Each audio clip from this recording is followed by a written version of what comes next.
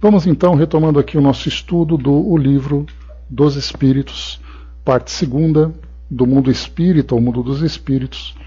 O capítulo é o capítulo número 4, da pluralidade das existências.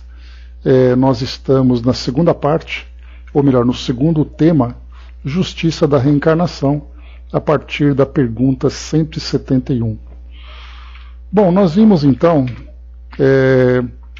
fizemos aqui um breve estudo sobre reencarnação, trazendo para nós aqui algumas pesquisas que falavam sobre reencarnação, transmigração das almas. Nós veremos nesse mesmo capítulo, Kardec vai trazer para nós um pouquinho sobre metempsicose. Enfim, fizemos uma comparação, inclusive, quando nós estudamos sobre reencarnação. É importante que nós não apenas nos fechemos dentro desse nosso entendimento a partir daquilo que os espíritos trazem. A doutrina espírita ela é uma filosofia que veio para trazer esclarecimentos para o mundo, não apenas para os espíritas. E esse esclarecimento vai certamente encontrar outras ideias, vai encontrar outras teorias e definições. E para nós que somos estudantes da doutrina espírita, é muito importante que nós façamos essa comparação, aquilo que os espíritos trazem para nós, da reencarnação como sendo um instrumento fundamental da justiça de Deus. É muito importante que nós entendamos também o que as outras filosofias trazem e de que forma que os seguidores dessas filosofias compreendem a reencarnação.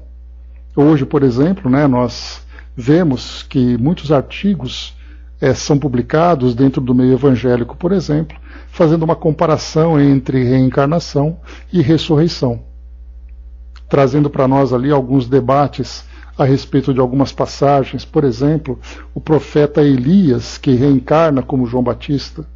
Então, dentro da visão evangélica, essa passagem ela não tem fundamento.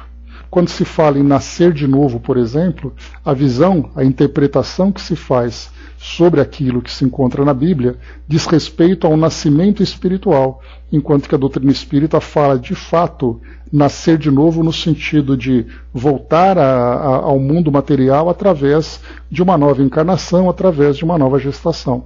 Então nós vamos percebendo essas várias interpretações, e o tema reencarnação ele acaba sendo um dos mais debatidos nessa relação interreligiosa. Mas independente do debate em si, é muito importante que nós entendamos que cada um faz ali a interpretação não apenas de uma forma direta a respeito do tema, mas principalmente de tudo aquilo que foi construído na educação espiritual daquela pessoa, nos ensinamentos, nos seus dogmas, nas suas práticas, para fazer a interpretação de reencarnação.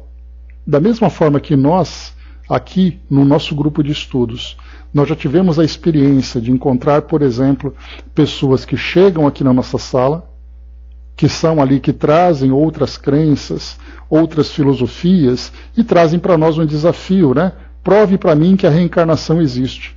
Só que para eu falar de reencarnação, nós estamos estudando um livro que tem 1019 perguntas. Essas 1019 perguntas, nós temos aqui 10 perguntas que falam sobre reencarnação. E para a gente poder entender reencarnação, nós precisamos entender todas as outras questões. Isso porque nós falamos apenas do Livro dos Espíritos. Então, para poder tratar de um tema, é muito importante que nós lembremos que esse tema ele vai se desenvolvendo conectado de uma forma muito estreita, de uma forma muito íntima com outros conceitos. Por isso, para que nós entendamos a reencarnação, bom dia, Marião, para que nós entendamos a reencarnação, nós vamos lembrar sobre a imortalidade do espírito, sobre vida no mundo espiritual, sobre provas e expiações, sobre a necessidade de evolução que os espíritos têm, mundos, pluralidade das existências em diversos mundos, transmigrações progressivas, para depois chegarmos em reencarnação. Da mesma forma, então, quando nós encontramos alguém que é praticante de outra filosofia e ele diz, eu não acredito na reencarnação, não é na reencarnação em si, mas é em tudo aquilo que foi construído durante a sua vida como praticante daquela ideia, que não trouxe para ele nenhum tipo de ideia, nenhum tipo de conceito que falasse sobre isso. Enquanto que nós vamos tratando o tempo todo, falando de diversos temas, que acabam todos eles culminando na reencarnação. Então, por isso que nós vemos assim que são interpretações das mais variadas.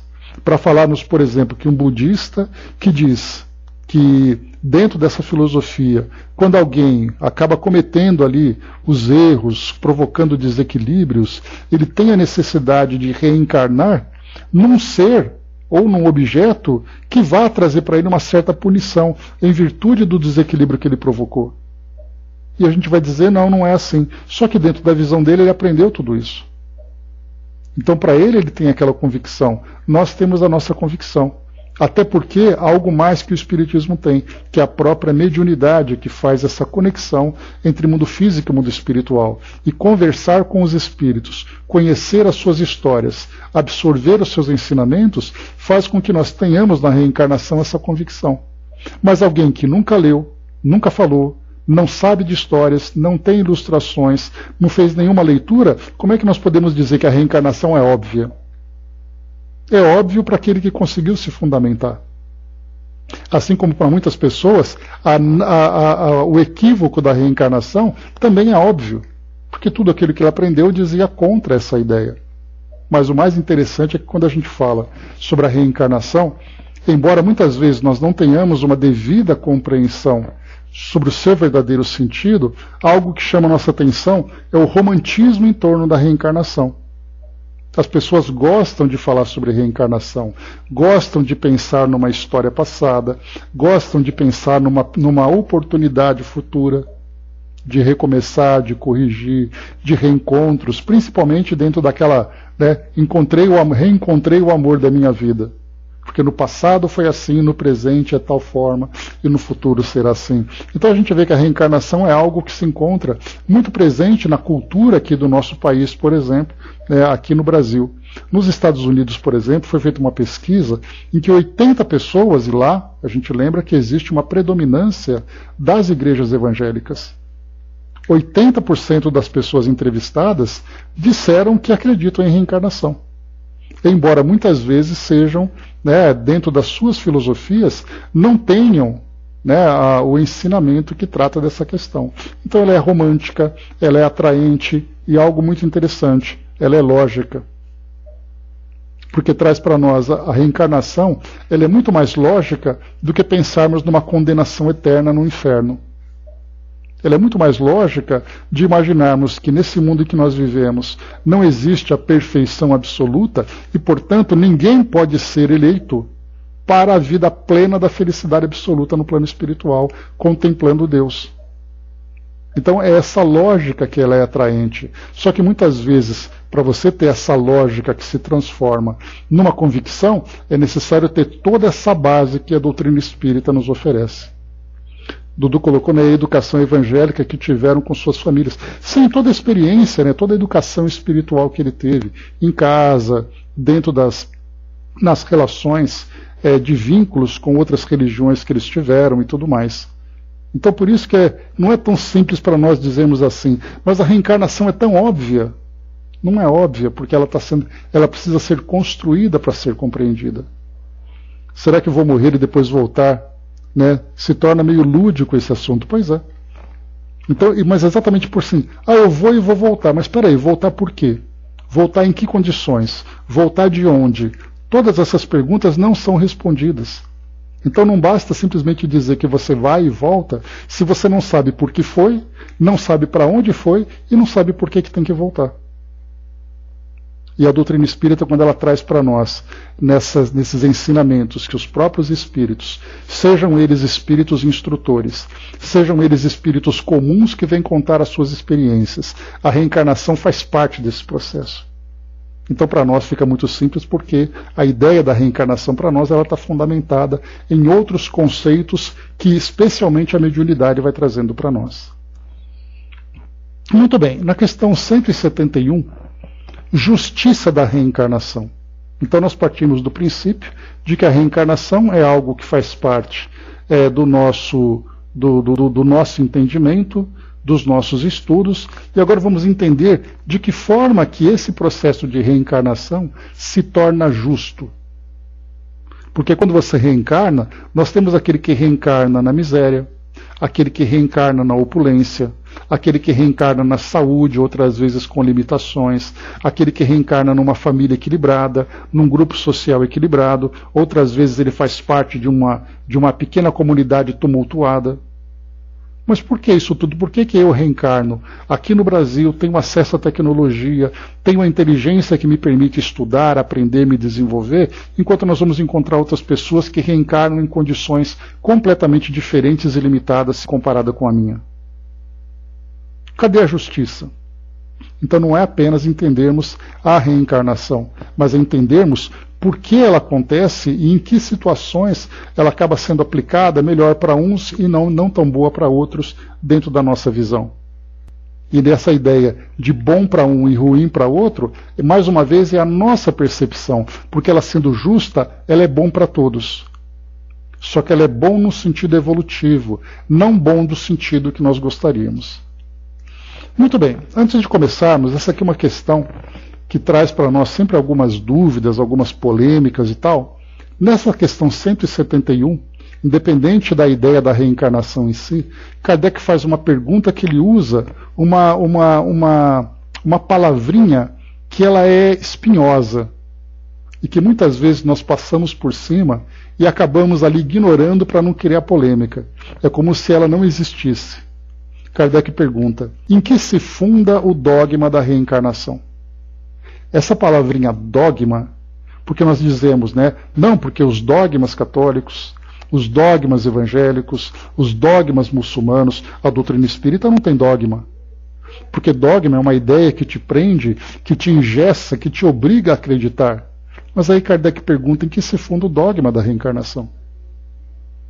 Então nós temos que encarar essa questão e entender exatamente qual é o sentido. E aí eu trouxe para vocês um artigo muito bacana, escrito por uma amiga, que foi publicado lá no site do espiritismo.net. E a pergunta que ela coloca no título do artigo é exatamente isso. A doutrina espírita é dogmática? Então vamos entender o que é o dogma. Porque o nosso estudo em si não é apenas estudar sobre os conceitos que a doutrina espírita traz, mas é entendermos, né, termos, entendermos ideias, entendermos conceitos, para fazer com que aquilo que a doutrina espírita diz seja melhor compreensível para todos nós. Então vamos aqui para o artigo dela, é Ana Cláudia Marino, o nome dela, e ela publicou esse artigo no passado, no dia 22 de agosto de 2023, um artigo muito bacana, um artigo fundamentado, né? Ela é mestre, né, no trabalho dela, formada, né, na pós-graduação dela, então muito bem fundamentado, muito bem escrito. E para nós é assim, quando alguém disser que a doutrina espírita tem dogmas, antes da gente dizer, pelo amor de Deus, não tem dogma, vamos entender primeiro o que é o dogma. Vamos lá. É comum a afirmação de que a doutrina espírita não possui dogmas. Antes de refletir a respeito, se faz necessário compreender a definição da palavra. De acordo com o dicionário Oxford, dogma é o ponto fundamental de uma doutrina religiosa, apresentado como certo e indiscutível. A palavra dogma em grego, o que se pensa ser verdade, fundamentado em princípios. Então a gente vê que é um ponto fundamental de uma doutrina religiosa, apresentado como certo e indiscutível. O codificador Allan Kardec, na obra O Livro dos Espíritos, destacou como subtítulo em sua página de rosto que o livro trata dos princípios da doutrina espírita e destaca sobre a imortalidade da alma, a natureza dos espíritos e suas relações com os homens, as leis morais, a vida presente, a vida futura e o porvir da humanidade. No item 9 da conclusão desse mesmo livro, encontra-se uma mensagem de Santo Agostinho. Notai que os princípios fundamentais são os mesmos por toda parte e vos hão de unir num pensamento comum, o amor de Deus e a prática do bem. No item 6 da introdução de O Livro dos Espíritos, Allan Kardec elenca os princípios em que a doutrina espírita se fundamenta: a existência de Deus e sua obra, existência e imortalidade da alma, evolução dos espíritos, pluralidade das existências e pluralidade dos mundos habitados, comunicabilidade dos espíritos e moral dos espíritos superiores. Por serem pontos fundamentais da doutrina, de acordo com o dicionário, esses são, então, seus dogmas. O próprio codificador, em suas considerações à questão 222 de O Livro dos Espíritos, expressa de forma muito clara o dogma da reencarnação e o dogma da pluralidade dos mundos habitados. Sobre a crítica que se possa fazer acerca do dogma, na edição de janeiro de 1866 da Revista Espírita, em um artigo sobre a prece no Espiritismo, encontramos a reflexão: contestando um dogma, não se põe em oposição, senão com a seita que o professa. Diante de todas as afirmativas, conclui-se que, sim, a doutrina espírita possui dogmas. Mas de onde teria vindo a confusão que se originou a reiterada frase de que o espiritismo não é dogmático? E o que há de tão negativo no dogma? A origem da confusão é desconhecida, mas existe a possibilidade de provir de uma interpretação distorcida da obra de Platão. A palavra grega dogma já era utilizada pelo filósofo em suas obras. Em República, temos desde a infância dogmas, dogmata, sobre as coisas justas e belas, que temos o hábito de seguir e de respeitar. Alguns críticos mais apaixonados sobre a questão do dogma o analisam à luz de O Mito da Caverna, de Platão. O mundo das sombras, descrito pelo filósofo, seria o comportamento dogmático, ou seja, um mundo em que o homem não buscaria o conhecimento. A defesa da premissa do espiritismo sem dogma chega ao extremo de definir dogma como um sistema de opiniões, o que, como já vimos no início desse artigo, são definidos como princípios fundamentais. Há ainda aqueles que associam dogma com a falta de racionalidade ou fé cega. Se faz relevante uma breve análise sobre o que é a fé raciocinada antes de persistir na associação entre esta e a ausência do dogma. Para crer-se em algo, se faz necessário compreendê-lo. Caso contrário, é apenas uma crença sem fundamento. Em O Evangelho segundo o Espiritismo, capítulo 19, A Fé Transporta Montanhas, item 7, Condição da Fé Inabalável, Kardec escreve: a fé necessita de uma base que é a inteligência perfeita daquilo em que se deve crer. E para crer, não basta ver, é preciso, sobretudo, compreender. A fé cega já não é deste século, tanto assim que precisamente o dogma da fé cega é que produz hoje o maior número de incrédulos, porque ela pretende impor-se, exigindo a abdicação de uma das mais preciosas prerrogativas do homem, o raciocínio e o livre-arbítrio. A fé raciocinada, por se optar nos fatos, por se apoiar nos fatos e na lógica, nenhuma obscuridade deixa. E ele termina: fé inabalável só é a que pode encarar de frente a razão em todas as épocas da humanidade. Ou seja, o argumento de que o espiritismo não seria dogmático, porque se baseia na busca constante do conhecimento pelo questionamento filosófico, na sua comprovação pela metodologia científica, sempre norteado pelos ensinamentos morais de Jesus, é infundado, já que justamente por esta base que expomos acima, qual seja filosofia, ciência e religião, é que a doutrina espírita propõe a fé raciocinada baseada em seus princípios fundamentais, que seriam seus dogmas. Observe o leitor que há uma confusão generalizada entre associar dogma com estagnação de conhecimento, quando se nota que a visão é justamente o contrário.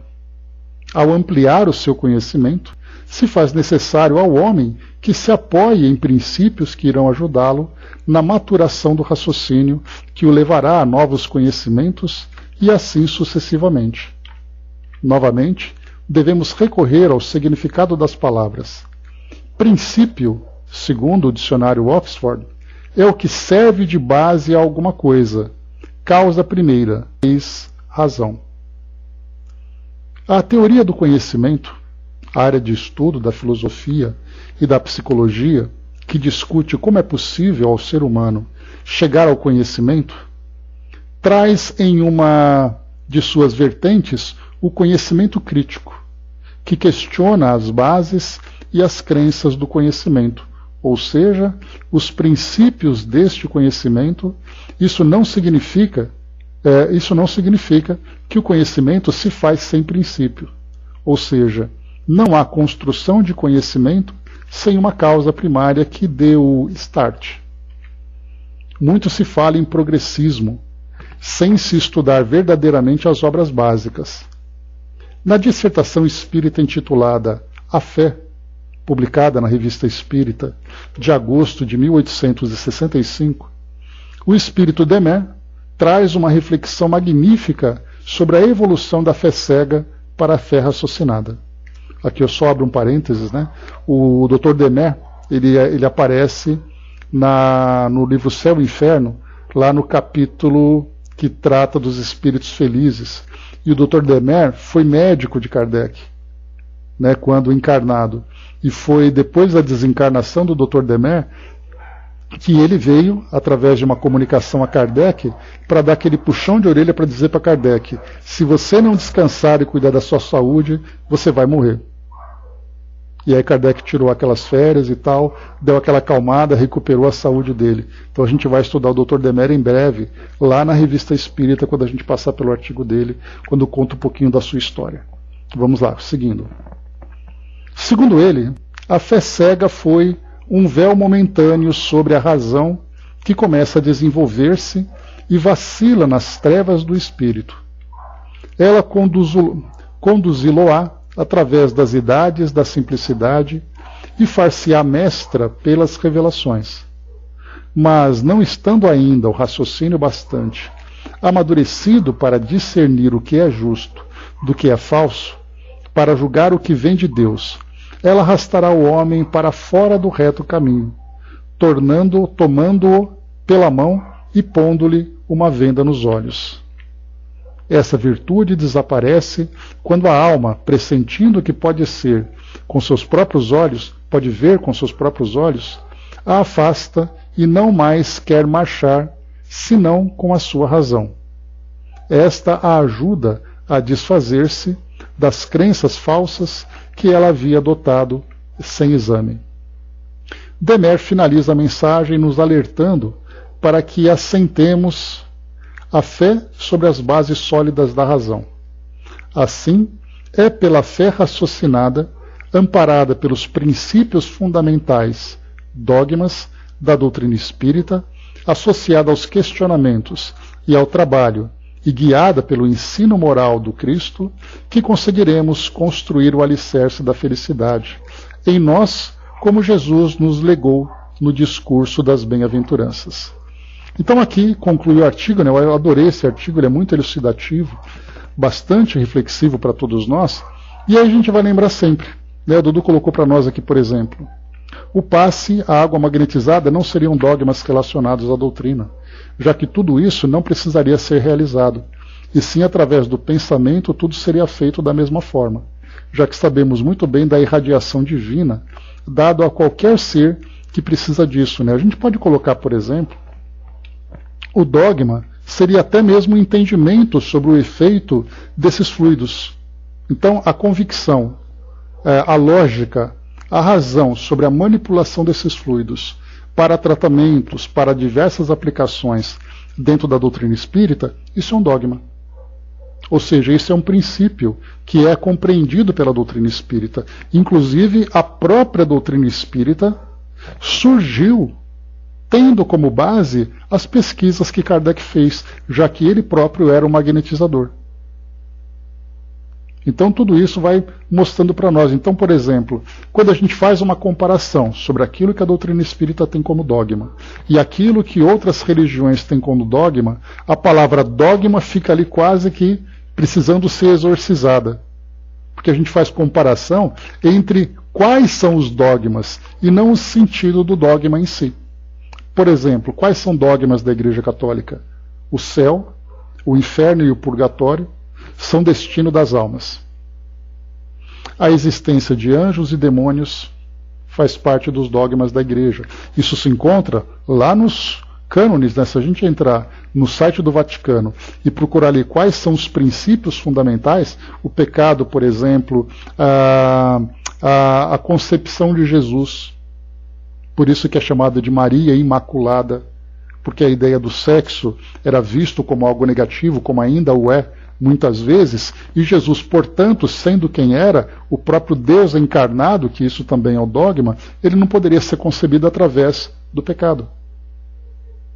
Então a gente diz assim, mas espera aí, o Espiritismo não acredita em nada disso. Tudo bem, são dogmas baseados, são princípios baseados, naquele caso, na fé que eles possuem. O Espiritismo tem ali os seus princípios baseados numa fé que se direciona de uma forma diferente, ali sustentada por pesquisas, tendo ali o aspecto científico e tudo mais. Então, quando a gente fala em dogma dentro da doutrina espírita, lembremos que nós estamos falando de princípios fundamentais.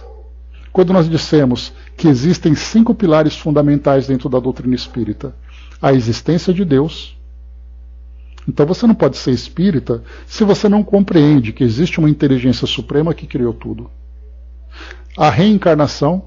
Você não pode ser espírita se você não vê a reencarnação como um processo justo da evolução dos espíritos.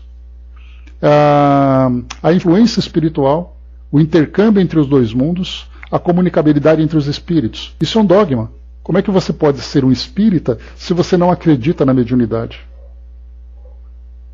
A lei de causa e efeito, ou seja, provas e expiações. Nós vivemos provas e expiações como necessidade evolutiva e de resgate. Isso faz parte do princípio fundamental. E a continuidade da vida, além da morte física. Então, eu morri, eu não acredito que exista nada depois. Bom, a doutrina espírita tem como princípio fundamental que não apenas existe, como os espíritos vêm se comunicar. Tudo isso são dogmas. Ah, não, mas eu não quero chamar de dogma, eu quero chamar de princípio fundamental. Tá bom, então usa. Não tem problema você usar esse termo se você prefere não usar o outro. Mas é importante você entender o que é exatamente o significado das palavras. Então eu acho que esse artigo é importante da gente entender o porquê Kardec utilizou essa expressão nessa pergunta 171 que a gente está estudando, para que a gente não faça ali, não passe assim, né? Porque muitas vezes você lê uma passagem, por exemplo, bíblica, em que ali está escrito alguma coisa que você não quer tocar no assunto. Então você passa por cima assim, lê desconversando como se não tivesse nada de importante. Mas como nós estudamos detalhes das coisas para entendermos o real significado, agora nós entendemos o que é. Dudu colocou, eu vejo a expiação para todos nós, já que já estamos vivendo nesse orbe. Sim, é justo, bom dia, abraço. É justo, Dudu, porque quando nós falamos em expiação, a expiação nada mais é do que a necessidade que todos nós temos de vivermos trabalhando para consertar aquilo que no passado foi desajustado pelas nossas ações. O fato de nós estarmos nesse estágio de evolução, ninguém pode dizer que não está sujeito à expiação. Por isso que o nosso mundo, como Kardec coloca, é um mundo de provas e expiações. Mas e o mundo regenerado, que é esse próximo estágio do nosso planeta? O espírito regenerado é aquele espírito que já quitou todos os seus débitos, todas as suas dívidas. Portanto, ele já não tem necessidade de expiação. Mas ele continua sendo submetido a provas, porque provas nada mais são do que estímulos, experiências, novas conquistas que o espírito vai alcançando. Só que são provas de acordo com a natureza dele. Eu não posso pegar, por exemplo, como a gente já comentou, Dr. Bezerra de Menezes, vivendo ali as suas provas evolutivas, comparada com as nossas provas evolutivas. As nossas provas evolutivas são aquelas tentações mundanas do nosso mundo. as provas evolutivas dele estão dentro de um campo moral que nós ainda nem sequer compreendemos. Tudo isso faz parte desse processo de evolução. Portanto, nosso mundo é um mundo de característica, de provas e expiações, e teremos ainda várias e várias existências para poder resolver essas questões do passado. Agora, quando a nossa consciência desperta nesse momento dizendo: eu sei que essas experiências são resgates do meu passado, e que agora eu tenho oportunidade de fazer um futuro diferente, eu já começo a trabalhar nas minhas ações, nas minhas escolhas, nas minhas ideias, para evitar que pelo menos aquilo que existe de mais grave do passado volte a acontecer. Porque se eu me mantenho na ignorância, eu vou vivendo aí me desembestado pelo mundo, tentando viver da melhor forma possível, e na verdade não viver, mas sobreviver, e nessa sobrevivência eu machuco a mim, machuco os outros, provoco desequilíbrios. Agora, quando eu tenho consciência disso, eu falo: opa, eu não posso fazer isso. É o caso que a gente já comentou das leis de trânsito. Se eu sou alguém completamente irresponsável, inconsciente, despreocupado com qualquer coisa, eu dirijo do meu jeito. Se bater, bateu, ou se morrer, morreu. Agora, quando eu começo a ter consciência, e aí a professora Dor, que vem chamar a nossa atenção, dizendo: você não pode agir assim, porque se você comete uma infração, você vai sofrer uma multa, você vai sofrer algum tipo de restrição, você vai ser preso, você vai ser punido por aquilo que você fez. Aí eu já começo a tirar o pé do acelerador, começo a dirigir de um modo muito mais prudente, e começo então a dizer: bom, se, aí a gente vai usar aquela máxima que eu adoro, se disciplina é liberdade, quanto mais disciplinado eu sou, mais liberdade eu tenho. Renato Russo, quando escreveu esse verso, ele nem fazia ideia, ou de repente fazia, da profundidade do significado dela. Porque quando eu sou um espírito consciente e um espírito disciplinado, a minha vida me proporciona muito mais liberdade. Ah, mas eu queria ter liberdade de fazer o que eu quiser no carnaval. Não, mas aí você não está sendo liberdade. Isso não é liberdade, já é libertinagem. É aí então que vai mostrando exatamente quando a gente vai despertando a nossa consciência, surgem para nós as virtudes como responsabilidade, prudência, fraternidade, respeito a direitos e deveres. Portanto, a disciplina começa a surgir. E quando nós alcançamos essa disciplina plena, significa que nós já resolvemos o nosso passado. Portanto, é daqui para frente, desse ponto para frente, em que a nossa vida de fato começa a seguir de um modo progressivo e avançado. É por isso que nós vemos também, fazendo uma comparação simples na vida acadêmica, aquela criança, aquele jovem que tem que acordar cedo, o carnaval acabou, ele tem que ir para a escola na quinta-feira, por que não emenda quinta e sexta e vai para lá, aquela coisa toda? E quando ele chega na universidade, ele quer aproveitar cada dia dele porque ele tem trabalho para entregar. Ele tem trabalho de conclusão de curso. Ele está fazendo uma pós-graduação desesperado, mal consegue dormir, para fazer ali a sua dissertação, a sua tese. Quando criança, ele chorava que tinha que acordar cedo. Depois de adulto, ele sabe que ele tem que administrar o tempo dele, fazer sacrifícios para poder conquistar os seus objetivos. Nós estamos nessa fase, iniciando aqui, começando a nossa vida acadêmica, em que a nossa inteligência agora começa a desenvolver. Conforme a gente vai amadurecendo, a gente começa a levar os estudos mais a sério. Conforme nós, como espíritos, vamos amadurecendo, nós começamos a levar a vida com mais responsabilidade. E isso o que faz é exatamente através da reencarnação.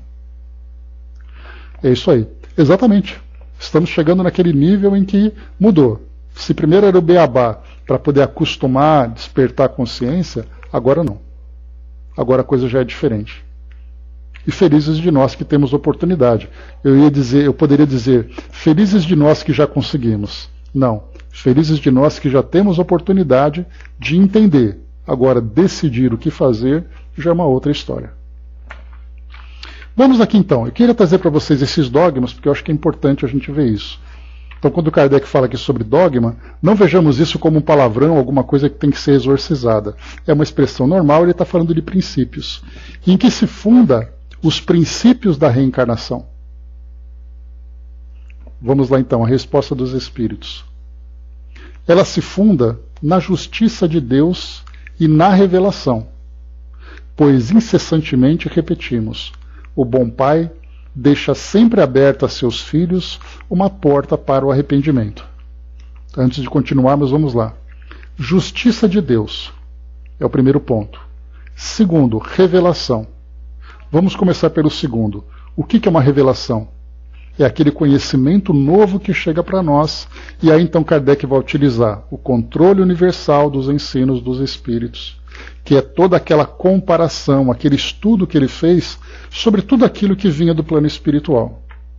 Então não era simplesmente o fato de ser um espírito dizendo alguma coisa.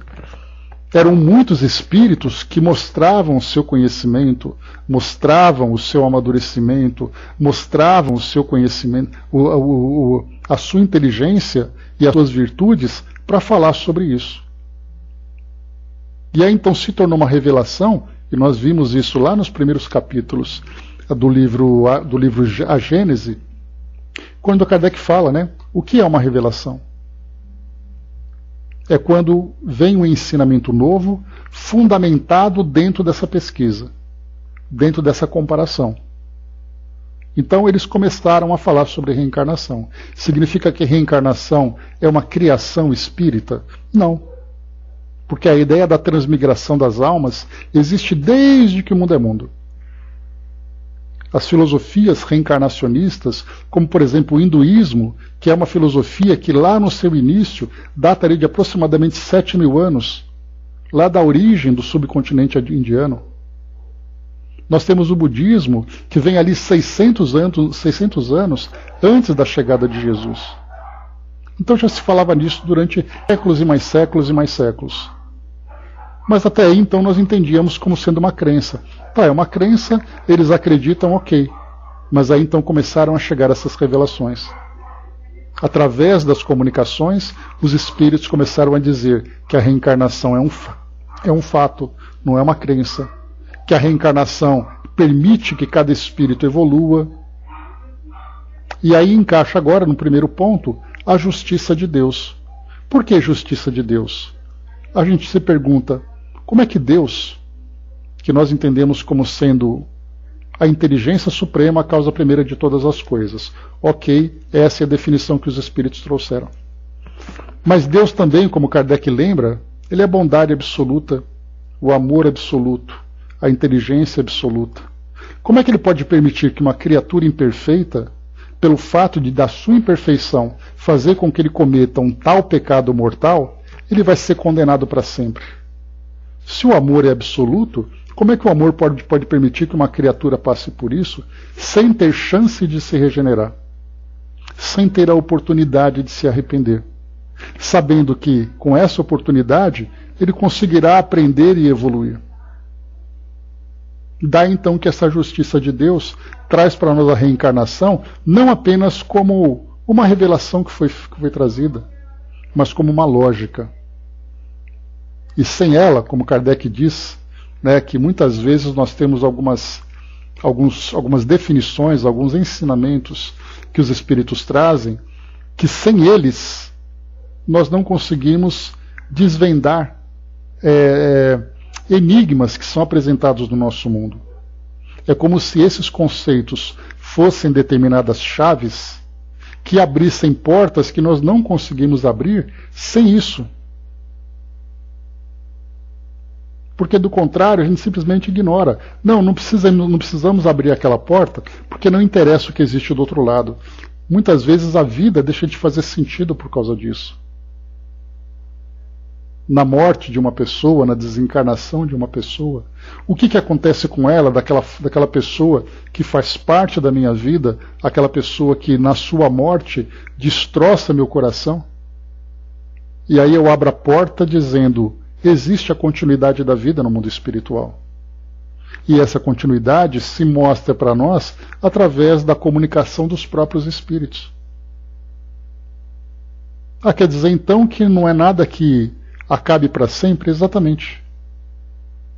E aí então a doutrina começa a abrir portas e mais portas, e aquele corredor escuro e vazio começa a ser iluminado pelo conhecimento que vai chegando. Não te diz a razão, diz aqui o Espírito, que seria injusto privar para sempre da felicidade eterna todos aqueles de quem não dependeu o melhorar-se?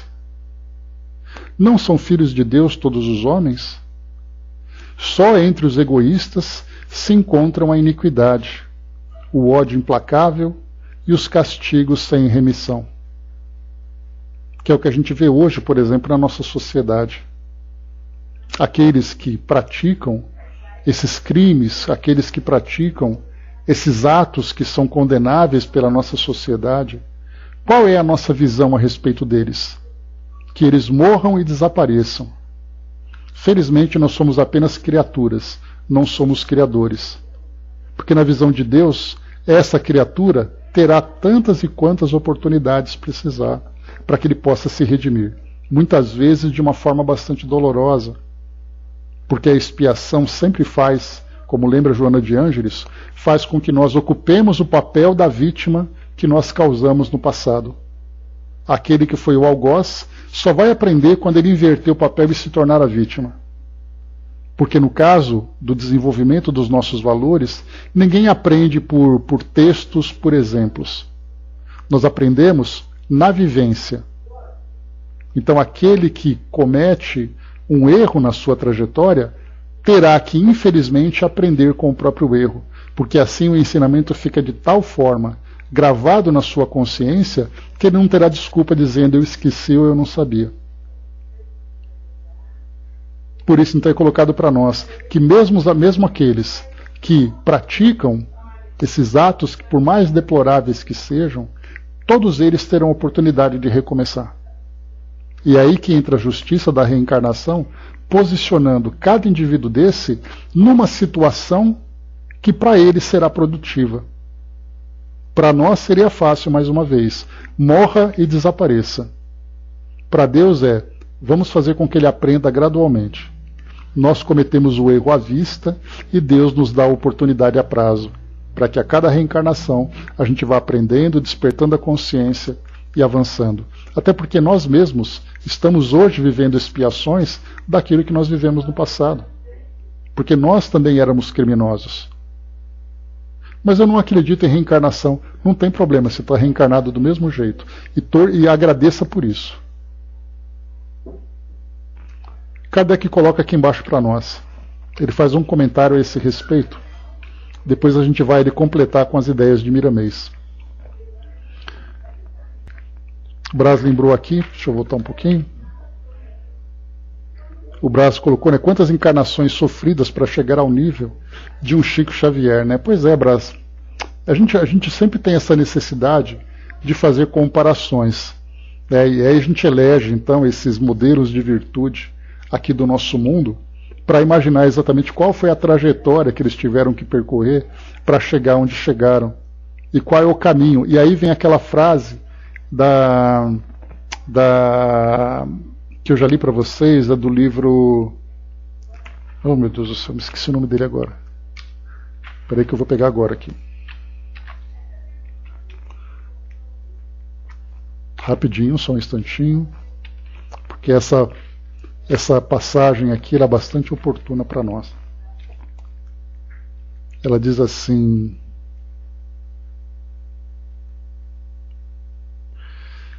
Estação de Desembarque, de José Ernesto Bolonha. Ele diz assim: as pessoas que não aprendem, nem mesmo com os próprios erros, são os arrogantes. Outras só aprendem com os próprios erros, são os ingênuos. Só os sábios aprendem com os erros dos outros. Nesse caso, quando nós temos um exemplo como Chico, que mostra para nós, através das suas ações, do seu trabalho, tantas e tantas virtudes, se nós formos sábios, nós sabemos por que caminho seguir, seguindo exatamente o seu exemplo. Se nós formos ingênuos, nós queremos fazer a coisa do nosso próprio jeito. E se nós formos arrogantes, nós queremos fazer com que o mundo gire em torno de nós.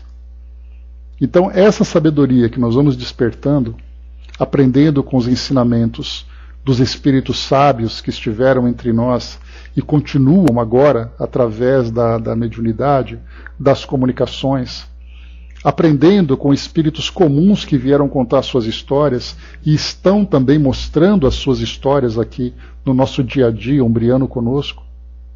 Se nós tivermos a sabedoria de olhar o mundo como um grande laboratório e aprender com as experiências dos outros e aplicar isso na nossa própria vida, nós não demoraremos tantas encarnações assim para chegar até lá. Porque nós vamos cortando caminhos. Porque eu não preciso aprender com a dor para poder evoluir. Eu posso aprender com amor. Nós temos essa máxima dentro da doutrina. Quando nós queremos aprender com a dor, ou é por arrogância, ou é por ingenuidade, por teimosia, mas quando nós aprendemos com amor, nós aprendemos com sabedoria. Então, se eu sei que aquilo vai dar errado, e eu estou vendo que tem pessoas que sofrem vivendo dessa forma, para que eu vou fazer a mesma coisa? Se eu sei que se eu não estudar eu vou mal na prova e vou ser reprovado, por que eu não vou estudar? Então eu vou fazer ali o meu esforço e vou estudar para poder ir bem. A vida traz para nós todos esses exemplos. A Angelina colocou, né, não ter compaixão para que possa se melhorar. Então nesse caso a gente tem, né? Compaixão também é fortaleza, como diz ali também a mesma música. Dudu colocou, né, sobre esses espíritos ainda. São espíritos nascituros, ainda começando o seu aprendizado, sem saber o que é o bem e o mal, e assim precisamos entender o que já fomos um dia. A misericórdia que todos precisam dela, né? E recebemos também. E o mal precisa de luz, o bom precisa iluminar o mal. É a grande cadeia de solidariedade, onde aquele que já se encontra um pouco mais avançado, mesmo que naquela infinita escada nós estejamos no degrau da frente, nós podemos estender a mão e puxar alguém que se encontra ainda nos degraus de baixo. Assim como nós temos também tantas e tantas mãos estendidas para trazer para nós, né, ter compaixão para que possa se melhorar, né, Angelina? Exato.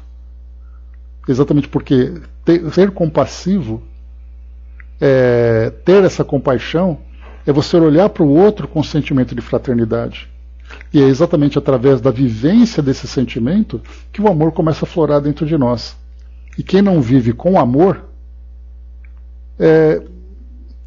vive com frieza diante do mundo, né? No mundo de tantas necessidades como nós vemos. Vamos aqui então avançando, meus amigos. Kardec diz assim para nós: todos os espíritos tendem para a perfeição, e Deus lhes faculta os meios de alcançá-la, proporcionando-lhes as provações da vida corporal. Sua justiça, porém, lhes concede realizar em novas existências o que não puderam fazer ou concluir numa primeira prova. Não obraria Deus com equidade, nem de acordo com a sua bondade, se condenasse para sempre os que talvez hajam encontrado, oriundos do próprio meio em que foram colocados, e alheios à vontade que os animava, obstáculos ao seu melhoramento. Se a sorte do homem se fixasse irrevogavelmente depois da morte, não seria uma única a balança em que Deus pesa as ações de todas as criaturas, e não haveria imparcialidade no tratamento que a todas dispensa.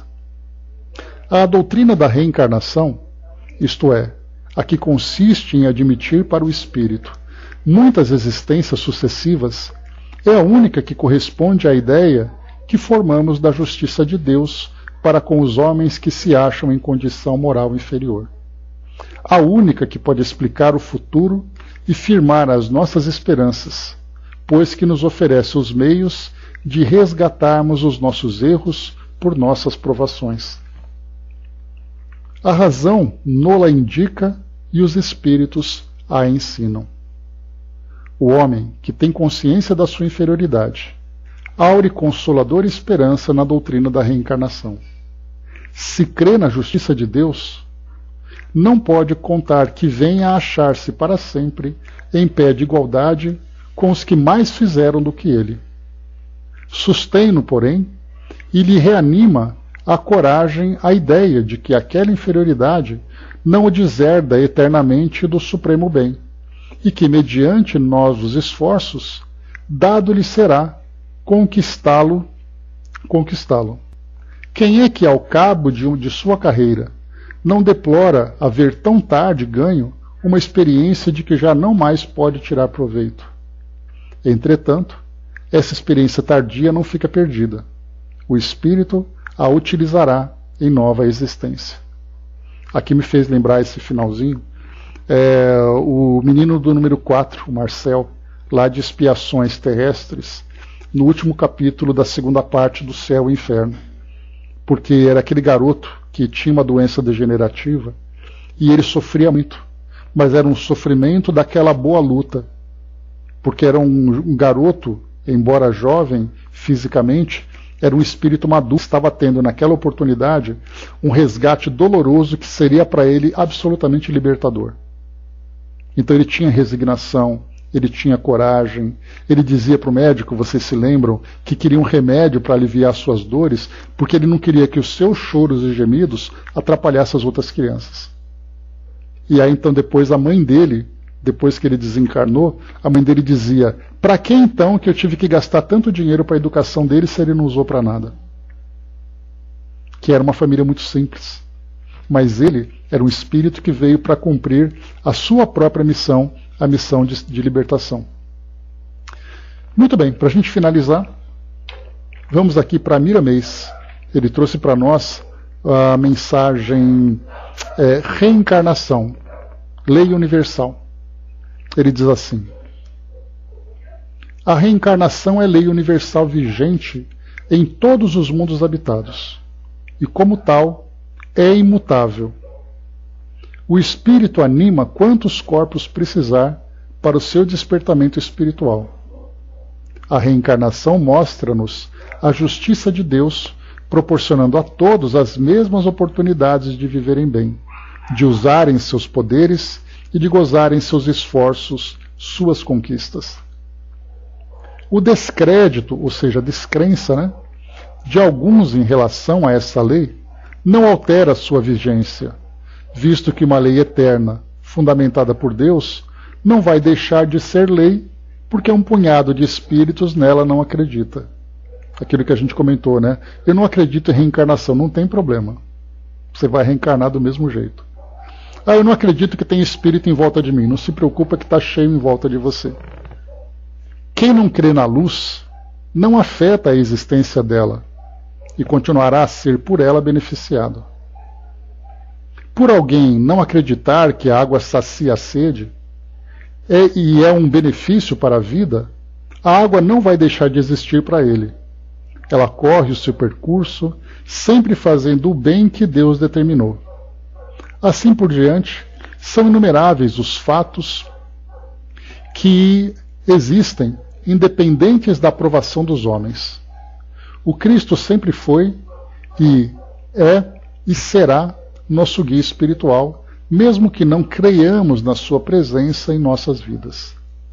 Deus é muito mais real na existência de todas as criaturas e muitas delas o negam. Isso tudo são fases na vida dos espíritos. E o tempo mostrar-lhes-á a realidade, por processos que eles mesmos desconhecem.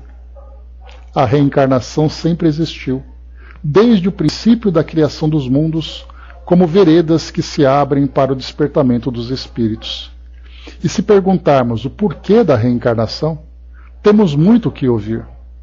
O próprio silêncio nos faz meditar sobre o assunto, e as vidas sucessivas pelas quais todos devem passar, e já passaram muitas vezes, conscientizarão o homem da realidade, fazendo no silêncio da vida lembranças correspondentes e raciocínios claros sobre a necessidade das vidas múltiplas. Convém meditar nesse assunto transcendental, estudar e conversar sobre ele com pessoas abalizadas no assunto e dele deduzir o que a nossa evolução comportar. Não deves negar nada que não conheças bastante, para não caíres no ridículo da inexistência. Não percas tempo discutindo outra filosofia que não seja a tua. Examina e tira dela o que achares mais conveniente para o teu bem-estar. A pessoa que se acostuma a negar o que não conhece empobrece seus próprios valores e passa, mesmo em vida, a viver morto. Se já estás cansado de ler livros dos homens e desconfia deles, estuda o livro da natureza, buscando a participação de quem a conhece, para te ensinar as primeiras letras dessa verdade universal.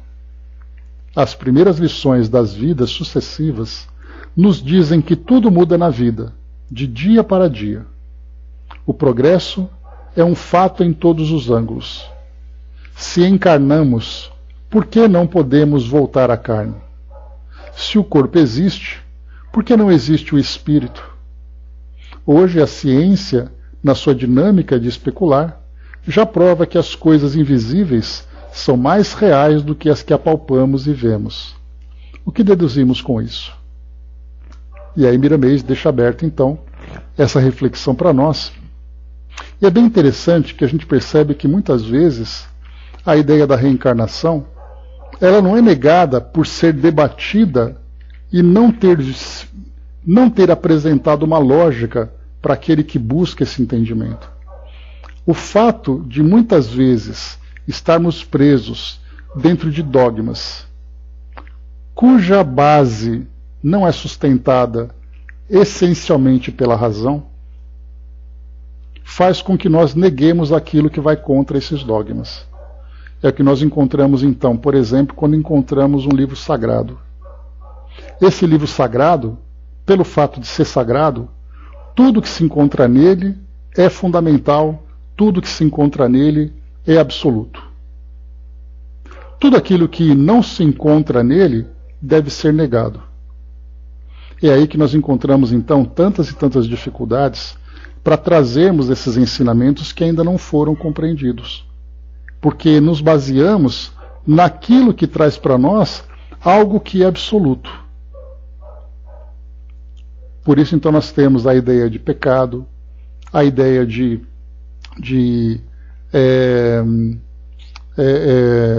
ideias que não podem ser transformadas, porque aquilo que está escrito, por ser absoluto, não sofre qualquer alteração. Eu não posso interpretar de um jeito diferente. É por isso que muitas vezes nós fazemos a leitura de textos bíblicos, por exemplo, estudando desde Gênesis e vendo ali toda aquela passagem da mitologia hebraica, e por ser mitologia, são contos que falam sobre a origem da vida, a origem dos mundos, assim como nós temos outras mitologias espalhadas em outras culturas, a mitologia indígena, a mitologia egípcia, a mitologia nórdica, a mitologia oriental, japonesa, hindu, seja lá africana, seja lá qual for a mitologia, são formas que o próprio homem criou para tentar entender a sua origem. Mas quando eu falo que aquilo que está escrito na Bíblia é a verdade absoluta e vai contra aquilo que a própria ciência mostra para nós, eu passo a ser seletivo, dizendo, bom, aqui eu entendo que é só uma mitologia, que a ciência diz que realmente o nosso universo tem tantos bilhões de anos, que o mundo foi criado de tal forma, etc, etc, etc. Mas quando eu chego na reencarnação, eu falo, não, reencarnação não. A reencarnação é a palavra de Deus. Ah, mas lá no começo também era. Não, mas ali é uma mitologia. E por que a reencarnação não pode ser uma verdade? E aí então nós começamos a entrar em conflito. É por isso que aquela passagem que nós vimos lá no artigo, que fala para nós, né, que a doutrina espírita é capaz de encarar a ciência em todas as épocas da humanidade. Se a ciência trouxer alguma coisa que seja lógica, a doutrina espírita aceita. Mas Kardec também lembra lá no livro que é o Espiritismo, quando ele diz assim, a ciência trata do mundo material, porque as suas bases se desenvolvem dentro da ciência natural do mundo material. Aquilo que diz respeito ao espírito não é da conta da ciência. E aí sim a doutrina espírita já entra, trazendo para nós agora uma nova forma de raciocínio, a partir dos ensinamentos dos espíritos, através das comunicações através da mediunidade, que vai então trazer para nós um entendimento do mundo espiritual que a nossa ciência terrena não pode alcançar. Mas aí quando nós juntamos então o aspecto científico da doutrina espírita, mais o conhecimento científico do nosso mundo, eles conseguem caminhar juntos, conseguem se desenvolver juntos.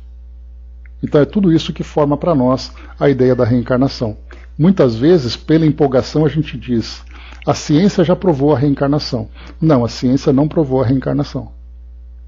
Nós temos hoje pesquisas que estudam os fenômenos indicados pela reencarnação. Porque a gente tem que lembrar sempre, a reencarnação ela é uma consequência da existência do espírito. A mediunidade é uma consequência da existência do espírito. Se a ciência não prova a existência do espírito, nada daquilo que vem consequência pode ser provado. Porque você prova que a reencarnação existe, mas você não prova que o espírito existe. Como é possível isso? Por isso, então, nós temos muitas pesquisas hoje acontecendo para falar sobre esse conhecimento, para desenvolver esse conhecimento.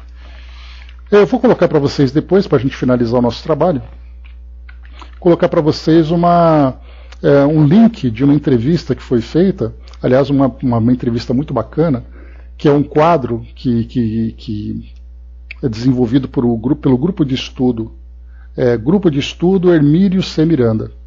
E esse trabalho agora ele faz parte também do Espiritismo.net. E o quadro, o programa chama Ciência da Vida Após a Morte. E aí então eu vou divulgar para vocês ali, para vocês acompanharem. Já foram feitas 4 entrevistas. Uma dessas entrevistas fala exatamente sobre a reencarnação, a lembrança em crianças, se eu não me engano. E aí então quais são as pesquisas que são feitas hoje nesse sentido? Então vale a pena para nós ali, né, já que esse tema é reencarnação, a gente poder estudar um pouquinho mais.